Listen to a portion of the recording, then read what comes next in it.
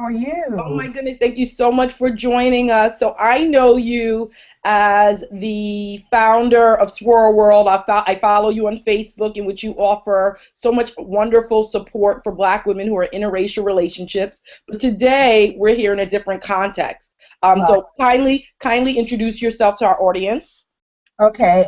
Actually, I'm the founder of Swirling in Marriage. The Swirl World is a sister group run by Michelle Matthews Calloway. But anyway, I am new to this um, this um,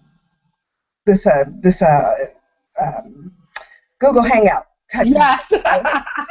Please bear with me. But anyway, I do have an autistic son. He is 16 years old, and that's another part of my life that people do who are on Facebook and who know me. They see me because I post things uh, to advocate awareness for autism and autism related disabilities and things like that. So, but this is very special to my heart because of my son. So I appreciate the invite. But other than that, I do so many things. I am a former magistrate from Virginia. I'm now living in Los Angeles, having relocated here from Alaska, and that's been a journey, I'm having sure. to deal with the different school systems and what have you, the special ed programs in the various states. And by far here, we have had the best experience. So, yay, California for that. Wonderful, wonderful, wonderful. Excellent, excellent. Okay. And as the audience hopefully knows, my name is Ama. I'm the author of Sune's Gift, How Sune Overcame Bullying to Reclaim God's Gift. And this is a part of my series entitled The Gift. In prior weeks, we've discussed the gift of Afro-textured hair. We've discussed the gift of Asian American manhood. We've discussed the gift of red hair. And this week, we are turning to autism because we believe that a gift, which is an inherent quality that someone has that allows that person to give a unique offering in terms of beauty or in terms of the person's actions to the world. And we believe that autism can be a gift, and thankfully Lorraine agrees. So Lorraine, why would you say that autism could be a gift? And I would like you to think about it in the context of recent news stories that we've encountered regarding mothers and fathers, parents who have sort of described their autistic child as a burden. A mother has used that as a defense to unfortunately murdering her child. She said it was a mercy killing. It was too Yeah. much of a burden. But we here at Sune's Gift believe that the power of interpretation is incredibly important. So we would like to offer a different interpretation. So Lorraine, please tell us why having your child who has been diagnosed as being on the autism spectrum, why he is a gift and why his condition is not a burden.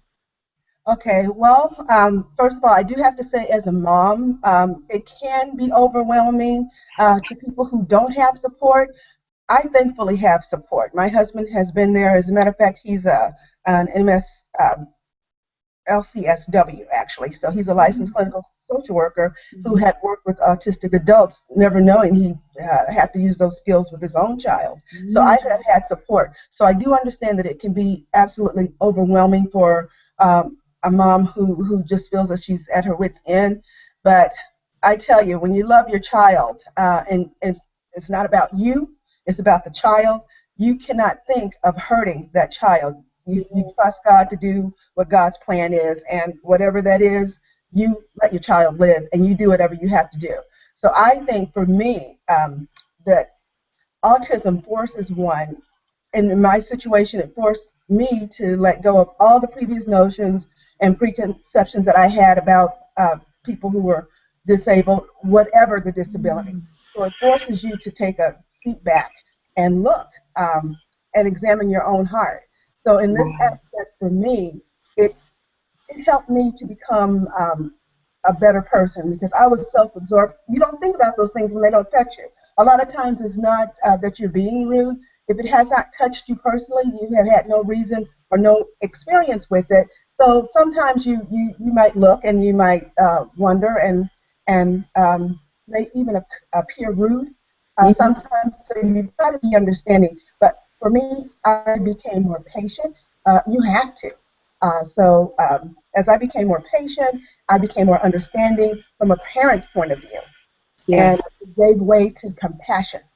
And Oh, so, in other words, my son helped me to become a better person. It's been a wonderful experience. I can't imagine my life without him now. oh So it's wow. been wonderful. He is a gift. Beautiful. Now, we know that it's a huge spectrum. You know, many say that Einstein was on the autism spectrum. That there are many people who are in the halls of MIT and Harvard, and many people who have great creative gifts who are on the autism spectrum. With your son in particular, have you noticed any special talents? Well, other than the fact that he brings us so much joy, his laughter, because when you, and I know that you'll get into this a little later, but Mm. you may not think you'll have laughter, but we have laughter. And because my husband introduced him to the mouse as soon as he was able to grasp it, he knew how to navigate the internet early. And so he even had a picture of Einstein because we live in the D.C. area, Northern Virginia, and there's this statue of Einstein. And so my husband has taken him on excursions around the city. Every weekend they did something. And my daughter too, and which gave me a break, and that was their father bonding time. But he took them on excursions all around DC, and there was a picture of Einstein, which I had no idea my son knew about. But I was going through, he was having an episode one day, and I was going through some pictures on the internet and to see if he would want to see something, and he saw a picture of Einstein. He said, "No, Einstein, I don't want to see Einstein." I'm like, "Well, how do you even know?" Okay, yeah, yeah. So, but he has this gift, this photographic memory, and by my husband taking him on metro rides on the Washington Metro, he learned, he became fascinated with the metro systems. And so he learned every route, every stop on every route. Wow. And not only that, he I don't know how he did this, but he was able to figure out the manufacturer of the different trains. And so he taught us this stuff, and he can talk, but he taught us this stuff, and so now he can draw the different metro systems, the trains. So he can identify a Roar car. I had no idea. That's a manufacturer. Alstom, uh, CAF, that's a company out of Spain. Kawasaki, that's a new series that they had used in DC before we left. He can, I mean, Brita, rehabilitated Brita, original Brita. He's gone back and he's identified these trains, and so he draws them. And so that's been fascinating because by him combining this skill with the use of the internet, he's been able to go and find different metro systems around the world. So he's seen TTC in Toronto, the M2 in Istanbul, of all places, Tokyo, Paris, Sydney, Australia, and along with the ones in the US, and MARTA being in Atlanta. And we, in 2010, before we relocated, we went down to Alabama to see my parents. And on the way, we drove through Atlanta, and we didn't have to say anything, but I just happened to see the sign how many miles it was to Atlanta. And then he heard me say that. It was like, "Atlanta, I want to go to the MARTA." And so we had to spend an extra day in Atlanta for him to go on the metro ride. And he chose one route, the Blue Line. And so my husband took him on that route and then on a bus route. And so that's etched in his memory forever. And Wow. so that was something that he was able to bring off the YouTube onto real life experience. So, and he recognized the car he was in, and that's been great. And so we've been able to repeat that since we've been here in Los Angeles on the BART system up in San Francisco. So we took him up to San Francisco for Christmas last year, and so he was able to ride the BART. But before we did that, I sent a letter to the general manager of the BART system and told her about my son and sent some of his drawings, and they were so impressed. Wow. Yes, and we couldn't meet the general manager because it was Christmas time and she was gone. But she sent him a nice package of goodies from the BART system, and that made his day too. So that's a goal that we have, is to have him to be able to visit different cities and experience different metro systems. Now we can't go to Tokyo. we can go a few places in the United States, but we have. Sure. Yeah, it's our dream to be able to take him to some of these places around the world. But as long as we can do the few in the United States, we'll try to make that a reality for him. And that's a gift. That's a gift. I Yeah.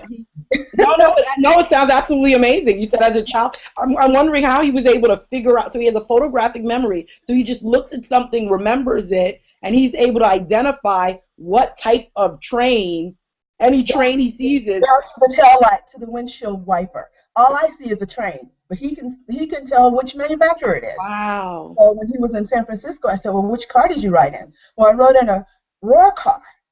"Okay." It doesn't mean anything to us, but he's able to distinguish. Yes, Wow. yes, and Absolutely amazing. yeah, even now he identifies the different, I guess, tunnels you have. He identified all the ones in the DC area, and he even notices the fluorescent lights uh, Hmm.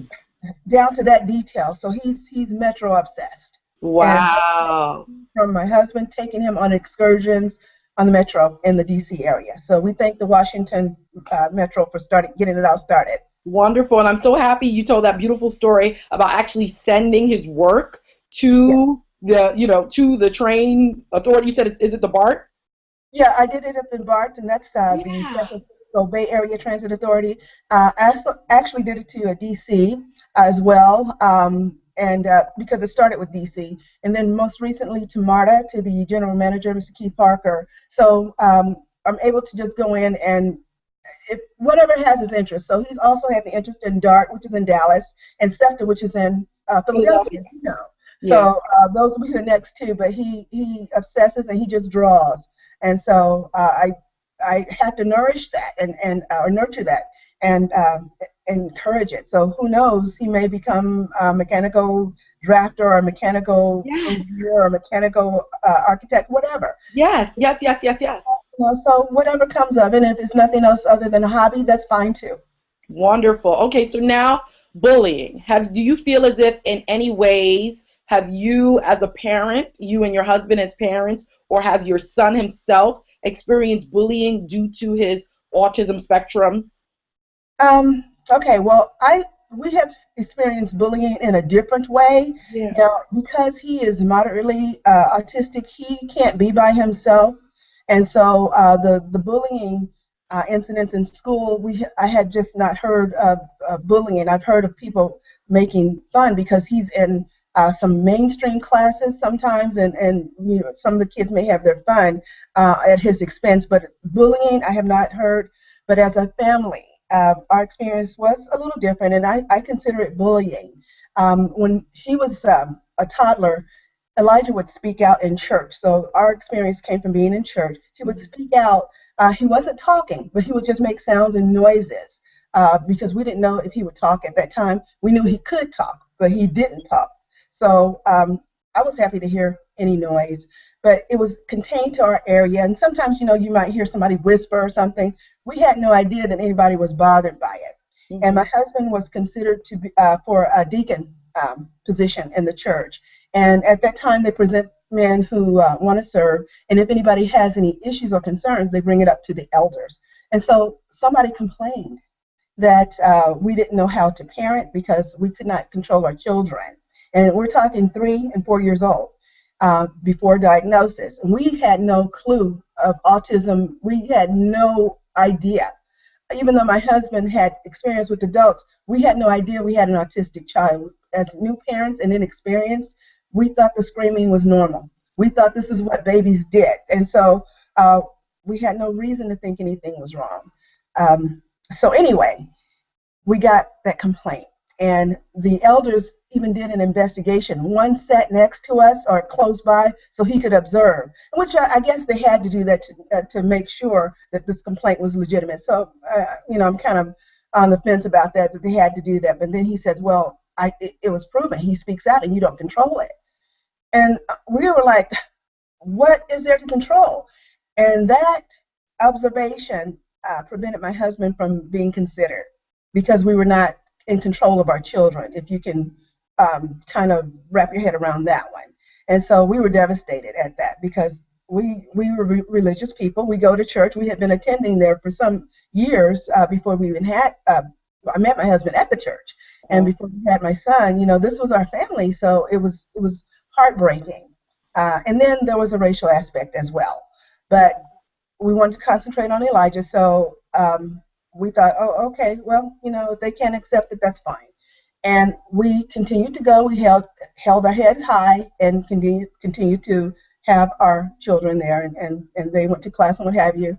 And then he was diagnosed at age 5.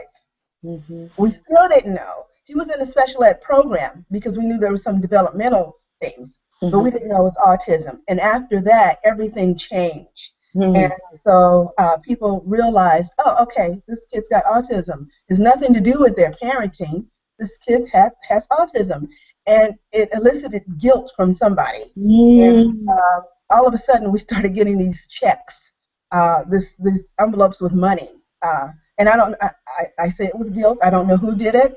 It was secret, given to us in secret. And of course, young parents, we needed that money, so we took it. But I just felt that whoever made that complaint, maybe they had a guilty heart after they saw that this was a problem and it had nothing to do with us being parents. Wow.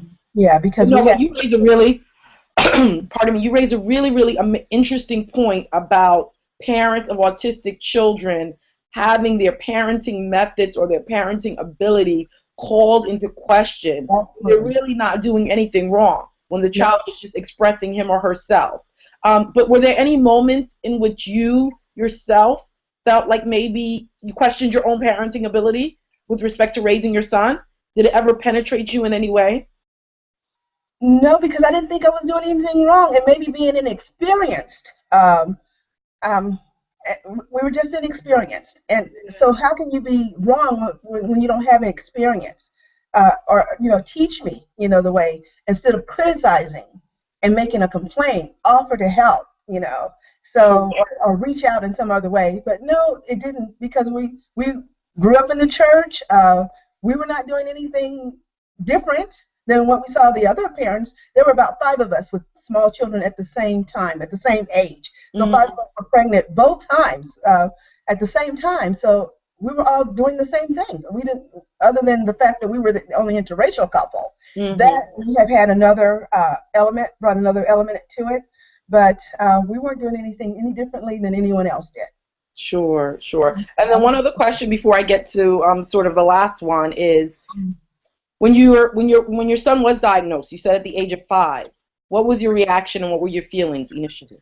That was devastating, because it hit home. Even though you saw these different signs and you didn't know what it was, but hearing those words, he's autistic, that's devastating. And it could be devastating to anybody. And some of the other parents, one woman in particular who I knew, a single parent, she was dealing with it. And I understood her, because I felt like I was almost to the point of nervous breakdown. It was that devastating. But I snapped out of it after a couple of days, because it becomes about your child. You have to put the child first, and your feelings have to be put on the back burner. When you love your child and you want to do what you can to give them the best options that they're going to have in life, you do what you need to do, and your feelings have to become secondary and do what their best interest is, putting it first. That's what happened with my situation. And so by being devastated how I was and snapping out of it, I was still compassionate toward other parents, and that led me to write a song for my son. And that's what, I don't know if you've heard it, but it's called You Surround the Mystery. And I incorporated the puzzle, because you see the puzzle pieces, and it is a mystery, it is a puzzle. Sometimes you're able to put the pieces in, and sometimes you're never able to complete that puzzle. Or you can put pieces where they should be. It is what it is. You accept it for what it is, and you deal with it. So that led me to dedicate that to my son, and to reach out to other mothers and parents who experience the same thing, and offer them hope, because there is hope. There's hope. It doesn't have to be a death sentence. It doesn't have to be all about. And I do, as I said, I do understand when somebody's overwhelmed, and because we still think, what's going to happen to him when we're no longer here? Yes. Actually, that's what I want to get into for a moment. You said you were devastated, but you must have been devastated because of some certain painful thoughts that were in your mind, or some fears which were in your mind. What were you fearing? What was causing you to be so sad or heartbroken? Was it the fear that he wouldn't be able to live independently? What were those underlying thoughts that made it so painful? Oh, well, my devastation came from the fact that he wasn't a normal, quote unquote, normal kid, Mm. and that something was wrong with my child. What did I do? Did I contribute to this in any kind of way? Those questions couldn't be answered. So that's where my devastation came from, the fact that he was not normal. He would not grow up to be this great person who I envisioned when I became pregnant, that I'd have this wonderful child who's going to make me proud. And I thought that was over. I thought that was over. So it was selfish. My Mm. devastation came from selfishness. But later on, as I said, I was able to reconcile that and get with the program and realize it was about him and not me. Okay. All right, so now that's a perfect segue. So now for the last question in terms of how you overcame it. So I'm not going to describe it necessarily. You did experience some bullying in the church because your husband was not made a deacon, basically, because they were questioning his parenting ability because of your son's verbalization. So there's that aspect, but then there's also the sort of internal anguish that you experience with those fears that, oh, I thought I was going to have a son who would be someone great, but maybe he won't because of this diagnosis. And what did I do and how did I contribute? How did you get over all of those feelings, including the feeling of being overwhelmed, in order to emerge as you are today to say, I love my son as he is. I can't imagine life without him. I'm grateful to him as just as he is. How did you move past all of that to where you are now?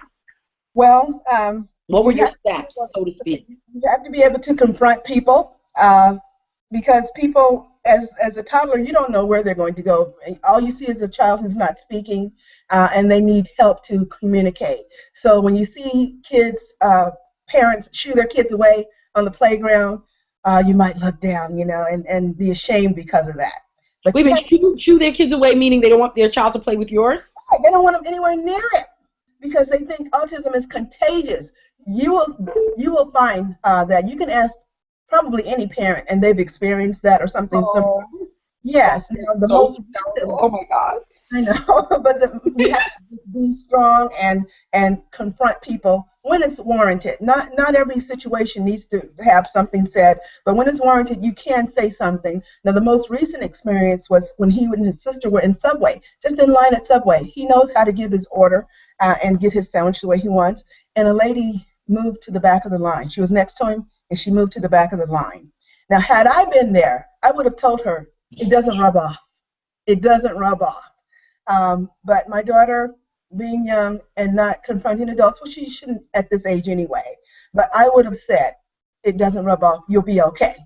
So you do have to deal with those things even now. You see people who are adults, and I find myself looking at people, and I'll see an autistic, adult in public with a parent or with a group. I just look and I smile, that could be my son and will be my son one day. And I've had to reconcile that too. But you move past it and realizing that they've come so far. They're doing a good job in the schools for the most part. You do hear horror stories, but my son has come so far from pointing to what he wants to being able to say what he wants, making himself understood, being able to tell people what's wrong or what he needs, and so that in that aspect he's come full circle and has done a wonderful job in his development. Mm-hmm. Now he cannot think in the abstract, and so he does not understand that he still has the appearance of a young black man. He doesn't understand that. He doesn't understand the evil in people's hearts.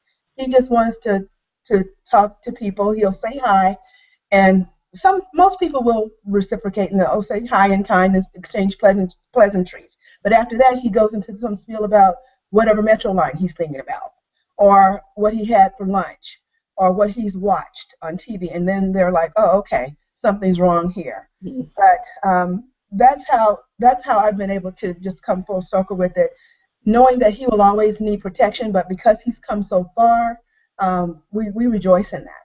We rejoice in that. And so no amount of bullying, we can't prepare him for bullies because, as I say, he's walking prey if he were to be left alone. He could find his way on a metro bus or a train, but because of other people, he can't be left alone in that aspect because he can't protect himself in society. Wow. Okay, so I'm going to try to take some lessons away, and please interject. So I think one of the first things that you mentioned was one, getting to the task at hand. So you discuss being devastated by this diagnosis. A few days you questioned yourself, but ultimately you pulled yourself out of that feeling of devastation because you realized I have work to do. Elijah needs me. My children need me. So I think number one might be this idea that there's no time to wallow in devastation, basically, because your Right, child needs you. So I think right. that was one important lesson that we've learned from you today. I think another important lesson that comes from that is being your child's advocate. So you said that, no, you don't confront every parent who tries to take their child away or moves to the back of the line as if, your child is going to rub off on them somehow, or autism will rub off. But you've come to a place of confidence where you were able to sort of speak openly to people and, confront them if need be. So that has been a part of your process. Mm-hmm. I would say another lesson that we've learned from you is also accepting and celebrating your child's progress. So you said that you don't sort of measure him against some universal standard, but you acknowledge the fact that from where he was at age 3 or 4 or 5 to now at 16, there's been tremendous progress. So you're grateful for the progress. And then I think that the fourth lesson that we've learned from you today is celebrating your child's unique gifts and talents. So you said that your child has brought tremendous laughter into your home. You said that your child has taught you patience and has taught you compassion.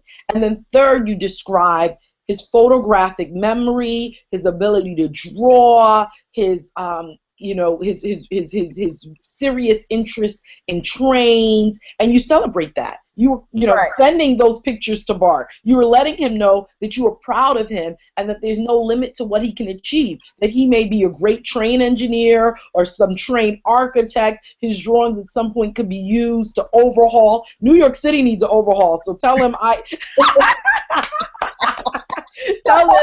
tell him that your sister friend Alma says he needs to study the NYC Metro quick fast because we need an overhaul over here in New York. Well, I tell you, it does force parents to come away and just appreciate what their children have. Now, when he was a baby, when we didn't know anything was wrong, I just saw this healthy, bouncing baby boy. I purchased a series of videos called So Smart. And all that is just visualizations and classical music. To this day, he remembers those classical tunes, and he will also go on YouTube and find them. So thankfully, YouTube has been instrumental in helping us. And we still have to monitor because he's gotten on some sites that he shouldn't have gotten on as well. Sure. But he's able to go and find Peter Wolf, Bach, Beethoven. He has an affinity for that as well. So I appreciate that, and he's able to connect it all together. Wonderful. Wonderful. Well, no, thank you. I think that those are great lessons, and I think you've for those people who are not in the autism family or don't know anyone who has been diagnosed, I think you also have done us a great service by sharing your experience with respect to other people. So no, it does not rub off.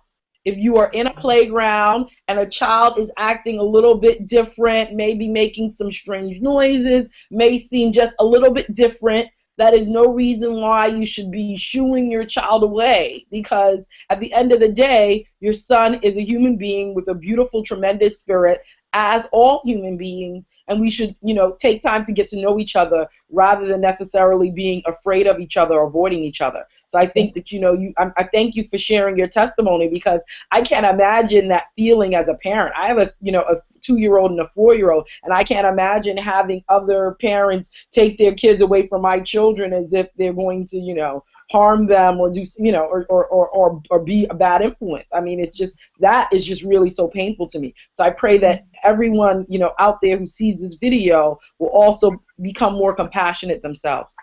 Yes, and if other parents as well who are touched by autism they can feel free to go to the blog that I created. It's called autismanthem.com. It tells the story, and then it has the song, and anybody's free to download that song if it helps to touch someone and share in their experience. I get only good. Um, I guess people have come back and I've just got good reports from it that it hits their heart, and that's all I was trying to do is just show somebody else. I understand. You're not alone. There's hope. So autismanthem.com. Wow. Thank you so much, Lorraine, and enjoy the rest of, I'm going to call it Indigenous Peoples Day. So enjoy the rest of Indigenous Peoples Day. Thank you so much for being with us, and may God bless you and your family. Thank you so much for inviting me. I appreciate it. Okay, so like Sune, everyone, we're celebrating Sune's gift. Sune's gift is not just Afro-textured here. It represents anything that makes you different and staying tall and proud in your difference. So if you are different in any way, you feel different, or your child is different, we want you to please share this book with them, share this message. Like Sune, Elijah and Miss Lorraine have overcome bullying to reclaim the gift which is their lives, the gift which is, consists of their talents, and anyone else can also overcome bullying. Thank you, everyone. Goodbye. Bye-bye.